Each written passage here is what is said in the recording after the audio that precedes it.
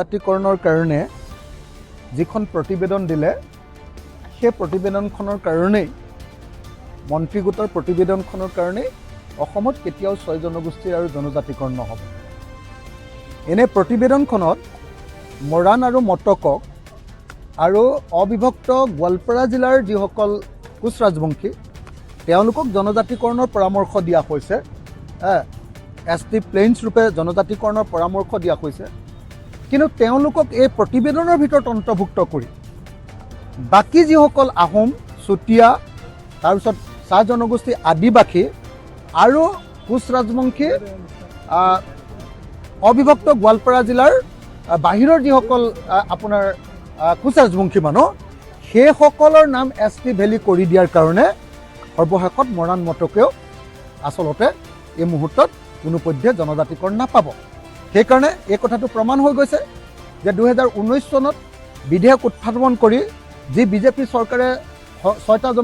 জনগোষ্ঠীকে জনজাতিকৰণৰ পৰামৰ্শ দিছিলে, ব্যৱস্থা লৈছিলে, সেই পৰামৰ্শ আঁতৰাই এতিয়া আমাৰ গ্ৰুপ অফ মিনিষ্টাৰ্ছ বা মন্ত্ৰীগোটে যি পৰামৰ্শ দিলে, যি ৰিপৰ্ট দিলে, এই ৰিপৰ্টৰ কাৰণে আমাৰ জনজাতিকৰণৰ পথটো ৰুদ্ধ হ'ব। সেইকাৰণে এই মুহূৰ্তত মই দাবী উত্থাপন কৰিছোঁ যে 2026 চনৰ বিধানসভা নিৰ্বাচনৰ আগত শেষৰটো কেন্দ্ৰীয় চৰকাৰৰ সংসদৰ শেষৰখন অধিৱেশনে হ'ল বৰ্তমান চলি থকা ডিচেম্বৰ মাহৰ সংসদৰ লোকসভা আৰু ৰাজ্যসভাৰ অধিৱেশন। সেইকাৰণে মই দাবী জনাইছোঁ ৰাইজৰ দলৰ সভাপতি হিচাপে আৰু ঐতিহাসিক শিৱসাগৰ বিধানসভা সমষ্টিৰ বিধায়ক হিচাপে আৰু লগতে ৬ জনগোষ্ঠীৰ এজন মানুহ হিচাপে, আহোম জনগোষ্ঠীৰ এজন মানুহ হিচাপে মই দাবী উত্থাপন কৰিছোঁ যে অসম চৰকাৰে অনতি বিলম্বে কেন্দ্ৰীয় চৰকাৰৰ লগত আলোচনা কৰি বৰ্তমান চলি থকা কেন্দ্ৰীয় চৰকাৰৰ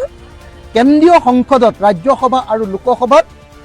৬ জনগোষ্ঠীৰ জনজাতিকৰণৰ বিধেয়কখন উত্থাপন কৰক আৰু 2026 চনৰ নিৰ্বাচনৰ পূৰ্বে, অসমৰ নিৰ্বাচনৰ পূৰ্বে অসমৰ ৬ জনগোষ্ঠীক জনজাতিকৰণ দিয়াৰ ব্যৱস্থা গ্ৰহণ কৰক। আৰু মই ৬ জনগোষ্ঠীৰ নেতৃবৰ্গকো চৰকাৰক প্ৰশংসা কৰি নাথাকি চৰকাৰে যাতে এইবাৰ আপোনাৰ ডিচেম্বৰ মাহৰ এই অধিৱেশনতে যাতে ৬ জনগোষ্ঠীৰ জনজাতিকৰণৰ বিধেয়কখন উত্থাপন কৰে সংসদত, তাৰ কাৰণে হেঁচা প্ৰয়োগ কৰিবৰ কাৰণে মই আহোম, চুতীয়া, আপোনাৰ কোচ ৰাজবংশী, চাহ জনজাতি, আদিবাসী, মৰাণ আৰু মটক জনগোষ্ঠীৰ সকলো